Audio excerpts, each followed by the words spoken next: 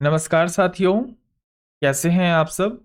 उम्मीद करते हैं आप सब बहुत ही अच्छे होंगे। तो मेरा नाम है हर्ष और स्वागत करता हूं आपके अपने YouTube चैनल मेंस बाबा के ऊपर में। तो साथियों, आज जो टॉपिक मैं पढ़ाने जा रहा हूं, तो आज पढ़ाने जा रहा हूं मैं प्रधानमंत्री आवास योजना ग्रामीण के ऊपर में। हालांकि साथियों, मैं सिर्फ आपको यह नहीं बताऊंगा कि प्रधानमंत्री आवास योजना ग्रामीण क्या है, उसके साथ साथ मैं आपको अन्य चीजों के बारे में भी आज जानकारी दूंगा जो बहुत ज्यादा इंपॉर्टेंट है आपके यूपीएससी एग्जामिनेशन के लिए। और भी अन्य एग्जाम में इसके बारे में पूछा जा सकता है। तो 13 नवंबर है आज, बट ये जो न्यूज़ है साथियों वो 10 नवंबर की है। मैं समझ आता हूँ, मैं बाहर था अपने राज्य से, जिसके कारण से मैं क्लास नहीं रिकॉर्ड कर पाया। 10 तारीख की पीपीटी बन चुकी थी, लेकिन आज मैं सुबह ही आया हूँ 6 बजे और अभी क्लास को मॉर्निंग में रिकॉर्ड कर रहा हूँ और इसे मॉर्निंग में ही अपलोड कर दूंगा। तो साथियों हम्म, तो साथियों, प्रधानमंत्री जो आवास योजना ग्रामीण है उसके बारे में मैं आज चर्चा कर रहा हूं। और अर्बन यानी प्रधानमंत्री आवास योजना अर्बन के ऊपर में मैंने चर्चा पहले से कर रखा है। तो अगर आपको जानना है कि प्रधानमंत्री आवास योजना अर्बन क्या है, तो उस केस में साथियों आप YouTube पे लिख सकते हैं प्रधानमंत्री Awas Yojana urban bye mains बाबा या बाय हर्ष कुमार, तो आपको मेरा क्लास मिल जाएगा। चलिए, तो एक बार प्लीज वीडियो को लाइक कर दीजिए, चैनल को भी सब्सक्राइब कर दीजिए और शेयर कर दीजिए अपने सारे दोस्तों के साथ। फिर वह चाहे तैयारी कर रहे हो यूपीएससी की, state PCS, SSC, banking, railway इत्यादि किसी भी एग्जाम की, जहां पे करंट अफेयर वगैरह आता है तो उनका स्वागत है। तो जीएस पेपर 2 से साथियों इंपॉर्टेंट रहेगा, मैं हाइलाइटर ले लेता हूं 1 मिनट। जीएस पेपर 2 से इंपॉर्टेंट रहेगा welfare scheme for vulnerable sections of population and their performance. तो साथियों, राज्य की मांग को पूरा करने के लिए प्रधानमंत्री आवास योजना को 13,000 करोड़ का एडवांस दे दिया गया है। 10 नवंबर की न्यूज है, 13 तारीख को मैं इसके ऊपर में चर्चा कर रहा हूं। तो साथियों, ये चीज आप समझिए, पहले छोटी छोटी चीजों से मैं कंप्लीट करूंगा चीजों को, ताकि आपको चीजें बिल्कुल बेसिक तरीके से समझ में आ सके। मेरा काम सिर्फ पढ़ाना नहीं है, मेरा काम है आपको चीजों को सही तरीके से समझाना। अगर मैं आपको समझा नहीं पा रहा हूं तो इतने देर पढ़ाने का, बोलने का कोई मतलब बनेगा नहीं।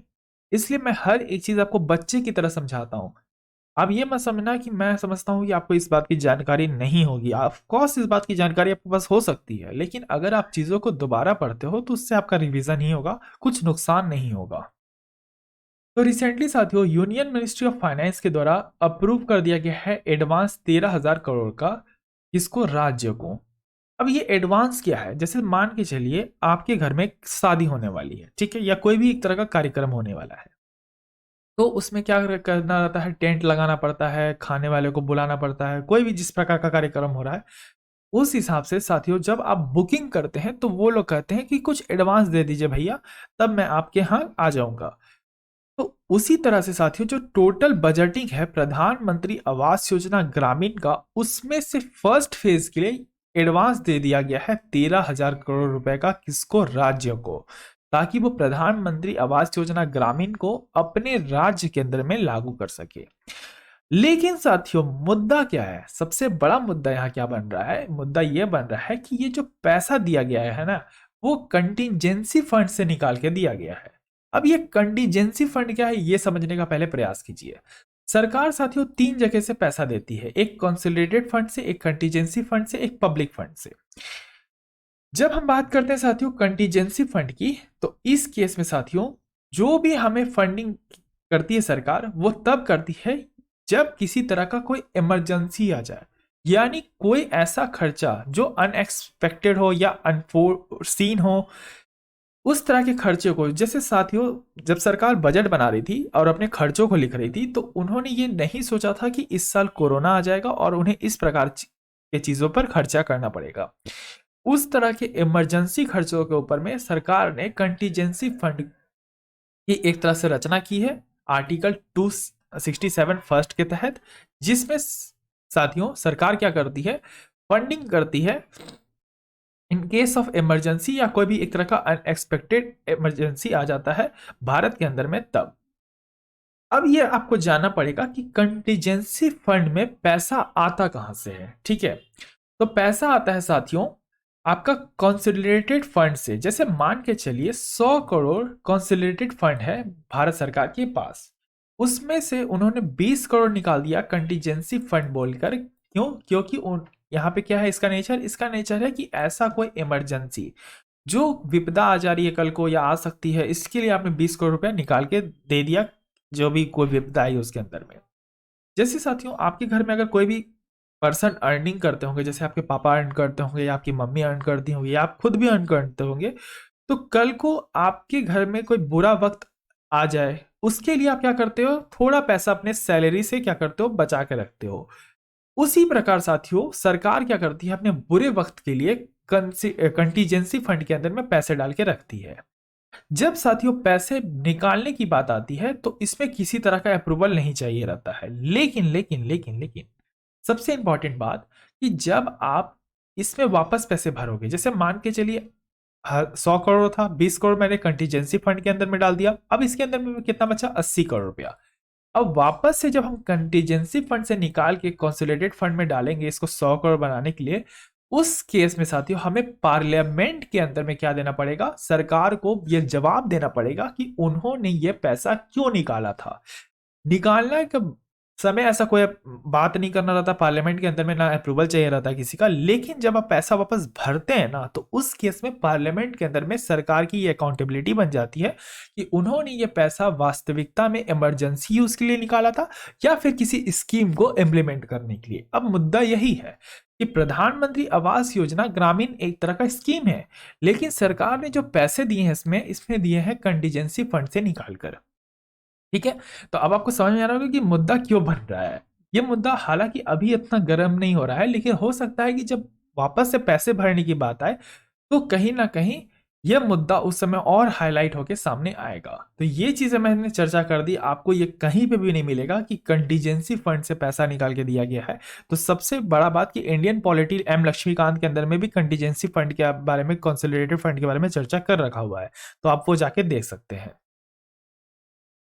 तो साथियों इसमें जो फंडिंग की जाती है लगभग इससे 500 करोड़ आप निकाल सकते हैं। ठीक है, तो इससे पैसा निकाला गया है और एक तरह का ये आप इम्प्रेस्ड यहाँ पे जो देख रहे हैं साथियों, एक तरह का ऐसा खर्चा जो आपको नहीं पता था कि ये हो सकता है, लेकिन आपने कल को बुरे वक्त के लिए एक तरह से बना के रखा था और वो कहीं ना कहीं आज उसने आपका उसका इसमें इस्तेमाल किया गया है। दूसरी बात साथियों कि इस अकाउंट में जो पैसा है उसके मालिक कौन है? तो उसके मालिक है साथियों प्रेसिडेंट ऑफ इंडिया। लेकिन प्रेसिडेंट ऑफ इंडिया ने क्या दिया है? फाइनेंस मिनिस्ट्री को अपने बिहाफ में एक तरह का परमिशन दे रखा है कि भाई आप पैसे निकाल सकते हो इससे। जैसे मान के चलिए मेरा कोई अकाउंट है, ठीक है, मेरा एक छोटा भाई है जो बाहर में पढ़ता है, उसको पैसे की जरूरत पड़ेगी, उसका अकाउंट खुल नहीं सकता है क्योंकि उसकी एलिजिबिलिटी पूरी नहीं हो रही है। तो उस केस में मैंने क्या किया साथियों, अपना कार्ड अपने छोटे भाई को दे दिया और कहा कि तुम्हें जब इससे पैसे की जरूरत पड़ेगी तो तुम इस कार्ड से निकाल लेना। तो इस केस में साथियों क्या किया मैंने, अपना अकाउंट का परमिशन अपने बिहाफ में किसको दिया? अपने छोटे भाई को। उसी तरह साथियों प्रेसिडेंट ऑफ इंडिया ने अप्रूवल किसको दे रखा है? मिनिस्ट्री ऑफ फाइनेंस को दे रखा है, फाइनेंस मिनिस्ट्री को दे रखा है कि वो पैसा इससे निकाल सकते हैं। साथ ही साथ साथियों अगर राज्य भी चाहें अपना कोई भी ऐसा कंटीजेंसी फंड बनाना तो बना सकते हैं, आर्टिकल 267(2) के तहत, जहां पे ये परमिशन दे रखा है कि राज्य भी अपना कंसोलिडेटेड फंड बना सकते हैं। तो साथियों इसकी टोटल बजटिंग कितनी की गई है? तो इसकी टोटल बजटिंग साथियों 20,000 करोड़ रुपया किया गया है, जिसमें 13,000 करोड़ दे दिया गया है फर्स्ट फेज के अंदर में। एक तरह का एडवांस देना, मैंने बताया ना कि टेंट लगाएगा तो एडवांस आपने दिया, आप कल कार्यक्रम जब पूरा हो जाएगा तो नेक्स्ट डे आप उसका फुल पेमेंट कर दीजिएगा। तो यूनियन बजट 22-23 के अंदर में साथियों जो इसका टोटल आउटले था वो था 20,000 करोड़ का, और जिसमें से 13,000 करोड़ रुपया जो है साथियों दे दिया गया है। तो पहला फेज जो है इसका साथियों वो चलेगा अप्रैल से अक्टूबर तक 2022 के अंदर में, जिसमें 16,785 करोड़ रुपया लग रहा है, अबाउट 84% काम के लिए। और बचा हुआ साथियों 20,000 जो करोड़ है उसमें से आप 16,000 से माइनस कर दीजिए तो कितना 4,000 के आसपास कुछ आएगा, 4,000 3,000 करोड़ के आसपास कुछ आएगा। वो आप यहाँ पे क्या कर सकते हैं, यूज कर सकते हैं, ताकि जो प्रधानमंत्री आवास योजना है वो कहीं ना कहीं पूरा हो सके।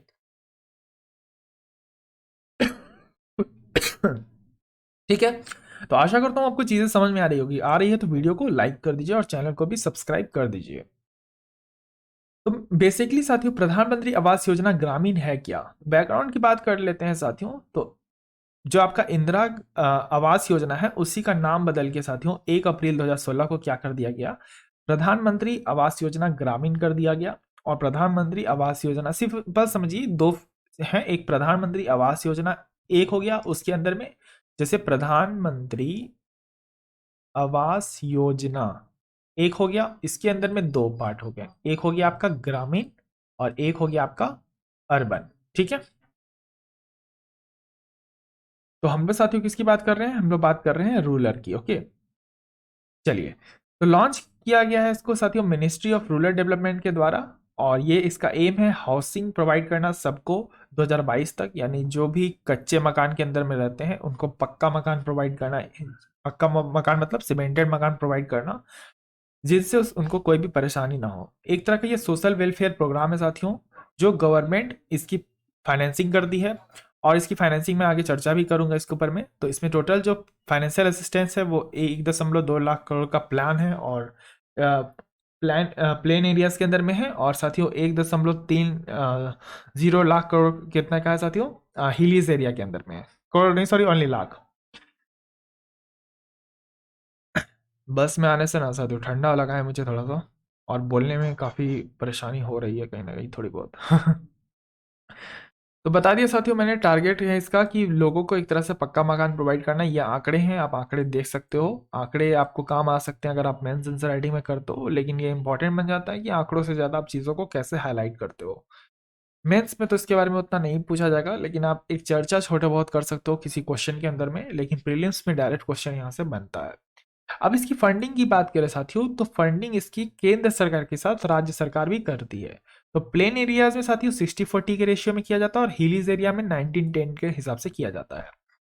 अब एक बात समझना आप, जब मैं बात करता हूं कि सेंट्रल और स्टेट इसका साथ में फंडिंग करती है साथियों, तो वो क्या कहलाता है? सेंट्रली स्पॉन्सर्ड स्कीम कहलाता है।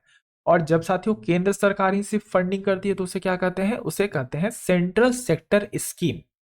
आ रहा है बात समझ में कि नहीं आ रहा है? अगर आ रहा है तो वीडियो को लाइक जरूर करिएगा, ठीक है। और अगर नहीं भी आ रहा तो कमेंट बॉक्स में आप पूछ सकते हैं, मैं चीजों को वापस से भी एक्सप्लेन करने के लिए तैयार हूं। तो साथियों अगर हम यूनियन टेरिटरीज की बात करें साथियों, तो उस केस में साथियों सरकार जो है 100%, यानी केंद्र सरकार 100% फंडिंग करती है। चैलेंजेस क्या है साथियों? चैलेंजेस यहाँ पे है कि कोविड-19 जब आया उस केस में ये जो आपका पक्का मकान वाला जो स्कीम था वो एक तरह से रुक गया, क्योंकि सब कुछ लॉकडाउन में था, घर बंद बने हुए थे, तो ना मजदूर निकल सकते थे ना लोग काम कर सकते थे, हर तरह का काम बंद पड़ा हुआ था। डिले हो चुका है बहुत ज़्यादा काम के अंदर में, इसलिए इस काम को फास्ट करने के लिए सरकार ने तमाम तरह के राज्यों से जवाब भी मांगे हैं कि काम क्यों देर हो रहा है, काम जल्दी कीजिए, आप लोग लेट मत कीजिए। और साथ ही साथ साथियों जो